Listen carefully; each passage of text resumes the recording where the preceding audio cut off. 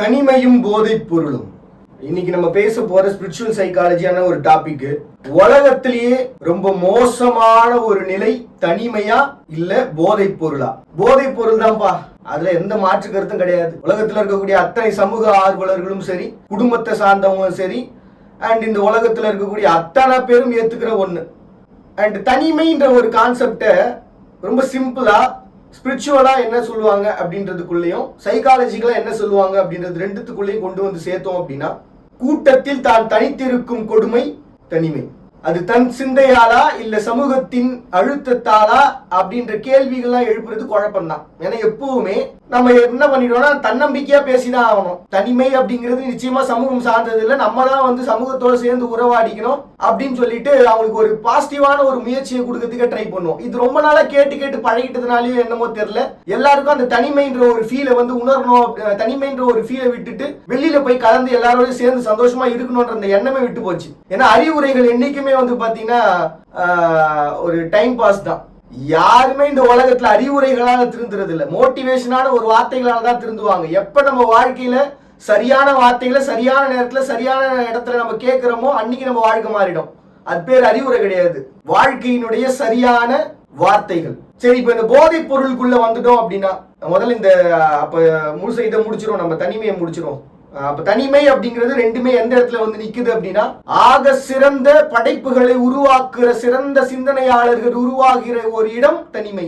நீங்க தனிமையில இருக்கிற ஒரு பர்சன் வந்து ஆக்டிவிட்டிஸ் எல்லாம் சரியே கிடையாது சார், அவன் பாட்டு என்ன பண்ணுகிறான் அப்படின்னு நீங்க சைக்காலஜிக்கலா பார்த்தாலும் சரி, ஸ்பிரிச்சுவலா பார்த்தாலும் சரி, அவன் கடைசியா குழம்பி தெளிஞ்சிருவான். சாவ மாட்டான், சத்தியமா சாவ மாட்டான். தனிமையில இருக்கிற எவனுமே சாவ மாட்டான் சார். உண்மை அதுதான். என்னைக்கு ஒரு குடும்பமா சேர்ந்து ஒருத்தன் தனிமையில இருக்கிறான்னு சொல்றானோ அவன் தான் பாதிக்கப்படுவான். தனிமையிலே வாழ்ற ஒருத்தன் நிச்சயம் பாதிக்கப்பட மாட்டான். அவன் குழம்பி தெளிஞ்சிருவான். தான் வாழ்க்கை என்ன நடக்குது சுத்தி எல்லாமே ஒரு தெளிந்த சிந்தனைக்குள்ள, ஒரு ஆழமான ஒரு வாழ்க்கைக்குள்ள தன்னுடைய எதிர்காலம் என்னங்கிறத சிந்திச்சு உலகம் சிறக்க, உலகம் பார்க்க தன்னை தனிமை என அழுத்திய இந்த சமூகத்தை தனிமை என விட்டொழித்து உலகத்திற்கு ஒரு மாபெரும் படைப்பாளனாக இருந்து விட்டு செல்பவன் தான் சிறந்த தனிமையில் வாழ்பவன். இது சைக்காலஜிக்கலாவும் சரி அண்ட் ஸ்பிரிச்சுவலாவும் சரி. அண்ட் இப்ப நம்ம வந்து பாத்தீங்கன்னா அடுத்ததா ஒரு நிலைக்கு வரும், இந்த போதைப் பொருள் அப்படின்னு. ஏன் தனிமையும் போதைப் பொருளையும் சேர்க்கிறேன் அப்படின்னா, தனிமையில இருக்கிறவங்க எல்லாரும் போதைப் பொருளை யூஸ் பண்றவங்க, அவங்களுக்கு வந்து இந்த தனிமையில கொண்டு போய் சேர்க்கறதே இந்த போதைப் பொருள் தான்.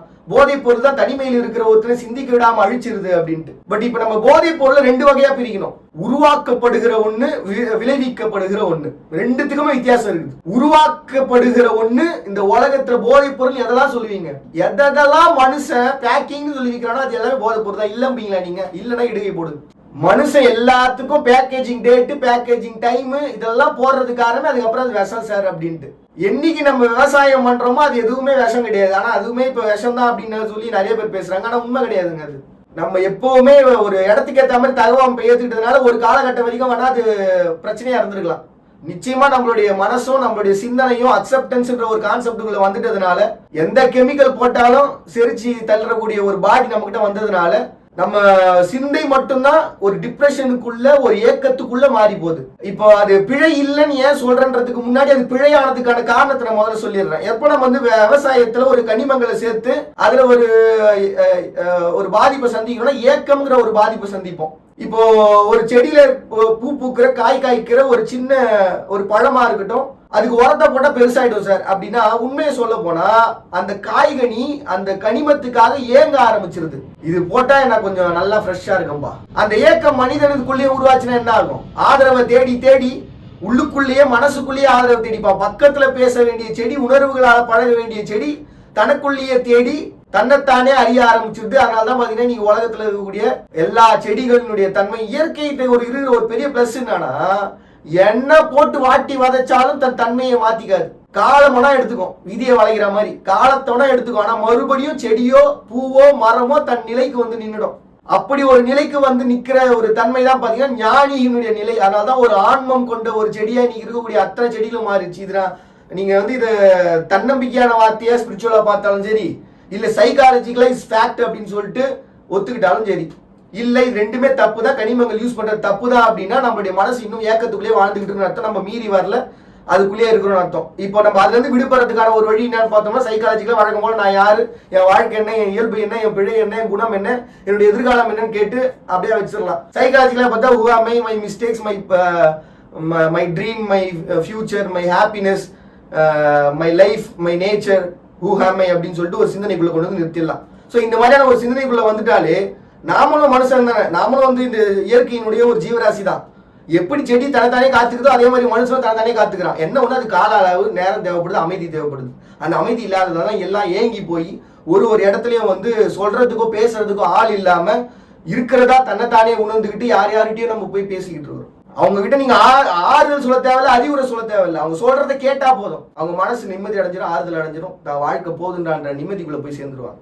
சரி, ஓகே. போதைப் பொருள் அந்த ரெண்டு வகையா பிரிச்சு, ஒன்னு உருவாக்கப்படுறது, இன்னொன்னு விளைவிக்கப்படுறது. உருவாக்கப்படக்கூடிய போதைப் பொருட்கள் இந்த உலகத்தினுடைய அத்தனை விதமான மானுடத்தின் சிந்தனையும் அதீதமாக குழப்பி தன் வாழ்வியலினுடைய ஒட்டுமொத்தமான மோசமான இறப்பு என்கிற ஒரு இடத்துக்கு கூட கொண்டு போய் நிறுத்தக்கூடிய ஒரு இடத்துக்கு வந்துருது. இப்ப இந்த செடிக்கு சொன்ன அதே கான்செப்ட் என்ன பண்ணிடுவீங்க நீங்க, இந்த உருவாக்கப்படுற போதைப் பொருளும் கொண்டு வந்து சேர்த்துருவீங்க.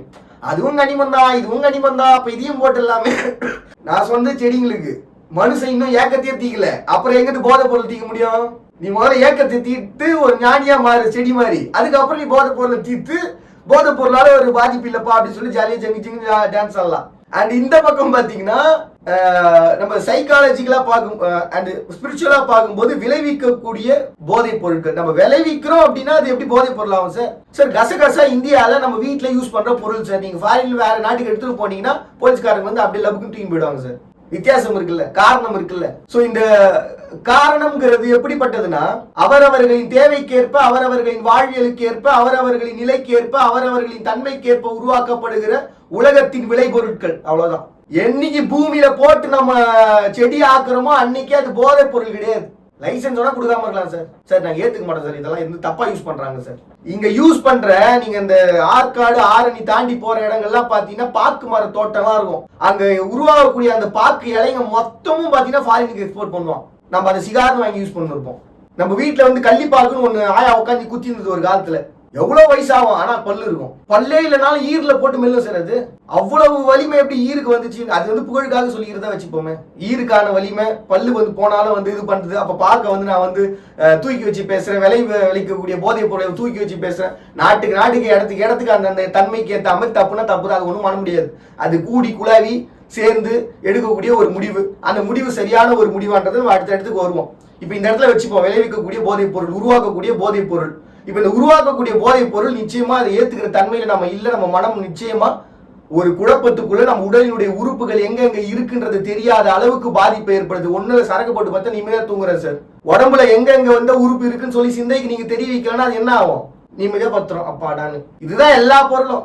1992 வரைக்குமே கஞ்சான்ற ஒரு பொருளை வந்து பாத்தீங்கன்னா இந்த உலகத்தில் லீகலா வச்சிருந்தாங்க. அதுக்கப்புறம் அது லீகல் இல்லைன்னு ஆயிடுச்சு. அதனால பெரும் பாதிப்பு வருது. யார் எங்க அடிக்கிறான், எங்க சண்டை போடுறான்னு தெரியல. எல்லாம் சிரிச்சின்னு சூத்துறானுங்க, ஜாலியாகிறானுங்க, என்ன மேட்டர்னு தெரியல, அங்கங்க பிரச்சனையாக இருக்கு அப்படின்னு சொல்லி நிறுத்திட்டாங்க. கல்லும் அதே மாதிரிதான். கல்லுங்கிற ஒரு போதைப் பொருளும் அப்படிதான் யூஸ் பண்ணாங்க. ஸோ அண்ட் கீழே வந்து நம்ம வாழ்க்கையினுடைய ஒவ்வொரு கட்டத்திலையும் ஒவ்வொரு படிக்கட்டிலையும் ஒவ்வொரு விஷயங்களை தேவையா தேவையில்லையான்னு ஒதுக்கிக்கிட்டே வர்றதுதான் நாகரிகத்தினுடைய உச்சம். ஆனா ஒரு கட்டத்துக்கு அப்புறம் நீங்களாம் வாழுது நாகரிகமாடா அப்படின்ற ஒரு கேள்வி எழும்பொழுது அப்ப ஏதோ பிழை இருக்குப்பா அப்படின்னு சொல்லிட்டு மறுபடியும் அதை திருத்த ஆரம்பிப்போம். இதுதான் காலங்காலமா உட்காந்து மேடையை தட்டி நம்ம வந்து தீர்மானங்களை நிறைவேற்றி இருக்கக்கூடிய ஒரு இடம். சரி, ஓகே. இப்ப அடுத்ததான் வந்து பாத்தீங்கன்னா இந்த உருவாக்கக்கூடிய போதைப் பொருட்கள் ஏற்படுற பாதிப்புன்றதை சொல்லிட்டேன். அப்போ அது என்னன்னா அதை ஏத்துக்கிறதுக்கு இன்னும் பல விஷயங்கள் ஆகும். நம்ம இன்னும் செடியோட நிலைமையே வரல. செடி ஏத்துக்கிச்சு ஓரளவு அங்கங்க செடிங்க கனிமங்களை ஏத்துக்கிட்டு தன்னை தானி ஞானி ஆக்கிட்டு வாழ்ந்துன்னு இருக்கு. அது எப்படிப்பா நம்ப முடியும்? ஸ்பிரிச்சுவலா நான் நம்புறேன் சார். சைக்காலஜிக்கலா வேணா எனக்கு ப்ரூஃப் பண்ணி காட்டுங்க அப்படின்னு சொல்லி கேட்டீங்கன்னா நான் உண்மையாவே அந்த அளவுக்கு சைக்காலஜிக் பர்சன் கிடையாது. சைக்காலஜி ஓரளவு தெரிஞ்சு வச்சிருக்க பர்சன், ஸ்பிரிச்சுவலையும் ஓரளவு தெரிஞ்சு வச்சிருக்க, ரெண்டுமே ஃபுல்ஃபில்டா தெரிஞ்சு வச்சிருக்க பர்சன் இல்லை. அந்த அளவுக்கு ஞானியும் மிகப்பெரிய அளவிலான ஒரு ஏன்னா இப்ப ஞானின்னு சொன்னா நம்ப மாட்டான். நான் ஏற்கனவே ஒரு வீடியோ ஞானின்னு சொல்லிட்டேன். எப்படா நீ ஞானின்னு கேள்விதான் கேட்பாங்களே தவிர்த்து நீ நான் ஞானின்னு சொன்னா யாரும் நம்ப மாட்டான். ஸோ அதனால ஞானியா நான் இது மற்றவங்க கிட்ட என்ன எப்படி சொல்றது, அவங்க ஞானியா என்ன பார்த்துக்கிட்டாங்கன்னா சந்தோஷம். இல்லைன்னா என்னால அதை ஏற்றுக்க மக்கள் தான் கொடுக்கணும் நமக்கு அங்கீகாரம், நம்மளா கொடுக்க முடியாதுல்ல. ஸோ அதனால தான் பார்த்தீங்கன்னா என்ன ஒரு விஷயத்துக்கு வந்துட்டேன் அப்படின்னா இந்த போதைப் பொருட்கள்ன்ற ஒரு இடம் உருவாக்கப்படுகிற ஒரு இடம் செடிகள் ஞானிகளா வாழ்ந்துகிட்டு இருக்கு. நம்ம கொஞ்சம் சைக்காலஜிக்கலா கொஞ்சம் உளவியலா கொஞ்சம் உள்ள போனோம் அப்படின்னா ஏத்துக்கக்கூடிய தன்மை வளரக்கூடிய கால அளவுகளை வச்சு என்ன சொல்றாங்க அப்படின்னா ஒரு பொண்ணு சீக்கிரமா வயசு வந்து சார், ஒரு பையன் சீக்கிரமா வயசு வந்துடுறான் சார். ரெண்டுமே பாதிப்பு தான். சீக்கிரமா நமக்கு சிந்தையில ஒரு வேகமான வளர்ச்சி வேணும், வேகமான வளர்ச்சி வேணும்னு சொல்லிட்டு நம்ம என்ன பண்றோம், அதீதமான ஒரு வளர்ச்சி தேவைன்னு சொல்லிட்டு 5 வயசு குழந்தை 15 வயசு குழந்தை மாதிரி பிஹேவ் பண்ணியிருந்தா வருது. அப்ப அவங்க என்ன பண்றாங்கன்னா சைக்காலஜிக்கலா இது சார் இது பெஸ்ட் தானே சார், ஒரு சைடு பார்த்தா நல்ல திங்கிங் வரும், நல்லா பேசுது, ஓடுது, ஆடுது, பாடுது, நல்லா தானே சார் இருக்குது, நாங்க என்ன சார் கெட்டு போயிட்டோம் அப்படின்ற ஒரு கான்செப்டுக்குள்ள அந்த விஷயத்துக்கு வந்துருவாங்க. அந்த செடிகளுக்கு பத்தி பேசிட்டு இருக்கோம், உடனே இதோட கம்பேர் பண்ணிக்காதீங்க. சோ அப்ப செடிகள்ன்ற ஒரு கான்செப்டுக்குள்ள என்ன ஆயிருது அப்படின்னா செடிகளும் போதைப் பொருள்ன்ற ஒரு கான்செப்ட் வந்துருது, செடிகளும் தனிமைன்ற இடத்துக்குள்ள வந்துருச்சு. இப்ப செடி திருந்திடும் மாறிடும், மனுஷன் குழம்பி தெளிக்கிறதுக்கு தான் சமூகம்னு ஒண்ணு இருக்கு. தனிமைன்னு இருந்தா பரவாயில்ல, சமூகம்னு இருக்கிறதுனால கொஞ்ச நாள் ஆகும். ஒவ்வொரு ஆட்களுக்கும் தன்னை தானே யாருன்னு உணர்ந்து தான் பண்ற பாவம் என்னது புண்ணியம் என்னன்றது புரிஞ்சுக்கின்னு சார் சின்ன வயசுல கோழி கொஞ்சம் நசிட்டது தெரியாம இன்னைக்கு இயங்கும் போது மனசு வலிக்குது சார், ஆனா கோழிக்கறி சாப்பிடும் போது கொஞ்சம் ஓகே சார் அப்படின்ற ஒரு ஃபீல் வந்துருது. ரெண்டுத்துக்கும் வித்தியாசம் இருக்குல்ல. சார் நான் புழு பூச்சை மெரிச்சிட்டேன் சார், அதனால பாவமா எனக்கு. வாழக்கூடிய தன்மை அவங்களுடைய நிலை, அதை போய் பேஸ் பண்ணி தான். இப்போ வாழக்கூடிய தன்மையில் இருக்கவங்க அதை மெரிச்சிடவே கூடாதுன்ற ஒரு எண்ணத்துல அது இதுக்கான என்னென்ன வழிமுறைகளோ அதெல்லாம் ஃபாலோ பண்ணிட்டு அப்படி நடப்பாங்க. மெரிச்சாலும் அதனுடைய பாவம், நானே ஏற்கனவே பாவம் பின்னமா தான் பிறந்துக்கிறேன், பாவத்துல பாவம் போயிடுறேன். அந்த ஜென்மத்துல வந்து ஒரு அறிவாவோ 2 அறிவாவோ 3 அறிவு ஏதோ ஒன்னா பிறந்துட்டு போயிடுறேன். ஸோ அதை பத்தி கவலை இல்லை, வயிறு நினைச்சா போதும் சார் அப்படின்ற ஒரு வாழ்க்கையில இயல்பான மனுஷனா வாழ்ந்துடுறோம். ஸோ இப்போ அவுட் ஆஃப் த டாபிக் போக உள்ள வரணும் அப்படின்னா நம்ம இன்னும் ஏத்துக்கிற மனப்பக்குவத்துல உருவாக்கப்படுகிற போதைப் பொருட்கள் இல்ல. அப்ப விளைவிக்கக்கூடிய போதைப் பொருட்கள் அந்தந்த இடத்துக்கு ஏற்ற மாதிரி தன்மையில இருக்கு, அவங்கவுங்க நாட்டுல இருக்கவங்க யூஸ் பண்ணிக்கிறாங்க, அவ்வளவுதான். சோ அதனால அந்த விஷயத்துக்கு நம்ம இது பண்ணணும். அப்ப என்ன வந்துடுறோம் அப்படின்னா தனிமை போதைப் பொருள் 2 இடம் ஏத்துக்கிற மனப்பக்குவம். ஃபேக்டா இல்லையா? ரெண்டுமே பாதிப்பு தான். ஆனா என்ன ஒரு பிளஸ் பாயிண்ட்னா ரெண்டுமே தன்னை தானே அழிச்சிடும். அது எப்படி இப்போ புகை விட்டா புக்கு புக்குன்னு போகுது சார், பெருசு பெருசா வச்சுக்கிறாங்க சார் அப்படின்னு சொல்லிட்டு ஒரு மேல புகையா போகுது சார் அப்படின்னு சொல்ல கம்பேர் பண்ணி சண்டை போட விரும்பல. சொல்றதுன்னு சொல்லிட்டு கம்பேர் பண்ணிட்டேன்ற அப்படின்ற இல்ல, அது கம்பேர் பண்ணிப்பாங்க சில பேர் வந்து பேசும்பொழுது, அப்போ வித்தியாசம் தெரியாம போயிட போதே அப்படின்றதுக்காக நான் சொல்றேன். நான் சமாளிக்கணும்னு வச்சுங்களேன், விஷயத்துக்கு வரேன். உர்ற புகையாத பிரச்சனை சார், விக்கிற கடையால லாபம் சார் அப்படின்ற ஒரு மறுபடியும் வழக்கமான அந்த போர்க்கொடி தூக்கின்னு பேசுற அந்த கான்செப்டுக்குள்ளேயும் போல. நான் விக்கிறவங்க லாபத்துக்காக, வாங்குறவங்க அந்த 5 நிமிஷம் மன அமைதிக்காக அப்படின்ற ஒரு இடத்துக்குள்ள போயிட்டாங்க. இப்ப எதிர்காலத்துல இந்த போதைப் பொருள்ன்றது எந்த இடத்துக்கு வரப்போகுது ஸ்பிரிச்சுவல் சைக்காலஜியா பார்க்க போறோம். ஃபியூச்சரை பொறுத்த வரைக்கும் தனிமை என்கிற அதீதமான போதை ஏற்கனவே நம்மளுடைய ஆழ் மனதுக்குள் எழ ஆரம்பிச்சிருச்சு. யாரு கூடயும் பேசுறதை விட ரசனை என்கிற ஒரு கட்டத்துக்குள்ள உலகத்தினுடைய அதீதமான கலைத்துறை சார்ந்த விஷயங்களுக்குள்ள நம்ம ஈடுபாடு செலுத்த ஆரம்பிச்சிட்டோம். கலைத்துறை சார்ந்த இந்த ஈடுபாடுகள் அத்தனையும் நம்மளுடைய ரசனை என்கிற இடத்தை தாண்டி காதல்ன்ற இடத்துக்குள்ள வந்துருச்சு. என் தலைவி வந்துட்டாடா அப்படின்னு சொல்லி கட்டி பிடிச்சி அப்போ வந்தானா அள்ளிட்டு வந்துட்டானா அவள அப்படின்னு என்னத்தால பரவாயில்ல அப்படின்ட்டு ஒரு ஃபீல் தான் நமக்கு வரும். அப்ப அது உண்மையாவே காதலா ரசனையான ஒண்ணு இருக்குல்ல. ரசனை என்கிற இடத்துல நிற்கிற வரைக்கும் பாதிப்பு இருக்காதுங்க. ரசனைங்கிறது ஒரு குழந்தையோட பார்வை மாதிரி. ஒரு குழந்தை ஒரு இடத்த பார்த்துச்சுன்னா அது என்னங்கிறத தெரிஞ்சுக்கும், அதுக்கு பாதிப்பா விலகிடும். ஆனா காதல்ன்றது அப்படி இல்லை, உச்சமான துச்சமா நினைக்கக்கூடிய ஒரு ஆப்போசிட் கேரக்டரா பார்த்துரும். காதல் என்னவும் செய்வேன் நானு, அதுக்காக காலில் விழுவேன், எழுந்துப்பேன், ஓடுவேன், தாவுவேன், குதிப்பேன், விட்டா மாடியில இருந்து மாடில இருந்து தலைகீழா குப்புற விழுவேன், என்ன வேணா பண்ணுவேன் சார். ஆனா அந்த எதிர்பாலினத்தினுடைய காதல் என்ன பண்ணு தெரியுமா? இது தலைகீழா உழுதா இல்ல ஸ்ட்ரெயிட்டா உழுதா, காதல் சார் நான் என்ன சார் பண்ண முடியாது, அதுவா உழுது சார் அப்படின்ற இடத்துக்குள்ள போயிடும். அப்ப அது பாதிப்புன்றது யாருடையது? காதல்ல விழுந்த. அப்ப காதல் தப்பா அப்படின்னு கேட்டா உண்மையான காதல் தப்பு இல்லைங்க. எங்கேயோ இருக்கிற ஒருத்தரை நம்ம பாக்குறோம், ரசனையா ரசிச்சோம்னா அதை விட காவியம் இல்லை, காதலா ரசிச்சோம்னா அதை விட பாவம் இல்லை. எதிர்பாலினம்ன்ற ஒண்ணு நமக்குள்ள இருக்கும்போது நம்ம தேட வேண்டியது நம்ம சார்ந்தவங்க, நம்ம கூட இருக்க வேண்டியவங்களை. அதை விட்டுட்டு நம்ம வேற யாரையோ பார்த்துட்டோம்னா அவங்க என்ன பண்ணுவாங்க, அம்மா நான் உன் நேரில் கூட பார்த்தது இல்லம்மா, இந்த மாதிரியா நான் உன் நேரில் கூட பார்த்தது இல்லையா, நீ பாட்டு இது மாதிரிலாம் திடீர்னு வந்து இப்படி பண்ணினே அர்த்தம், சிம்பிளா முடிச்சிருவாங்க. அவங்களுக்கு எங்க பாவம் கிடையாதுங்க, உங்க பாவங்கன்றவாங்க. நானா வந்தேன், நீ ஆனா வந்த. அப்ப அந்த பாதிப்புன்றது யாருடையது? அப்ப பார்க்க வேண்டிய ரசனைங்கிற ஒரு எண்ணத்துக்குள்ள, தனிமைங்கிற எண்ணத்துக்குள்ள வந்து நிக்க தொட்டு பார்க்கும் சிந்தனை நம்மை எட்டி பார்க்கும் எதிர்காலம். நிச்சயமா எதிர்காலம் ஸ்பிரிச்சுவல் சைக்காலஜி எப்படிதான் இருக்க போகுது.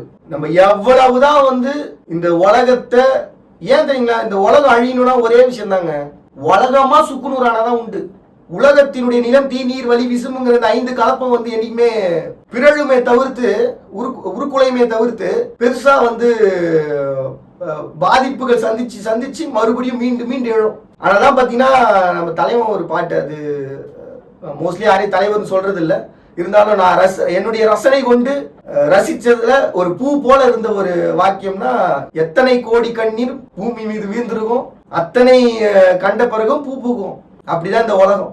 அப்படி ஒரு ஸ்பிரிச்சுவல் சைக்காலஜியான எதிர்காலத்துல தனிமை என்கிற இடத்துக்குள்ள தன்னைத்தானே அழித்துக் கொள்கிற தனிமையும் தன்னைத்தானே அழித்துக் கொள்கிற போதைப் பொருட்களும் இந்த உலகத்தின் மாற்ற முடியாத மாற்ற இயலாத ஒரு இடத்துக்குள்ளேயே சுழன்று இருந்த ஒரு காலம் போய் ஞானம் என்கிற எதிர்காலம் சிந்திக்கிற சிறந்த வாழ்வை சந்திக்கும் ஒரு சமூகமாக நிச்சயமாக ஒரு நாள் மாறும். உங்ககிட்ட கேட்கக்கூடிய கேள்வி, எதுக்காக தடை விதிக்கிறாங்க?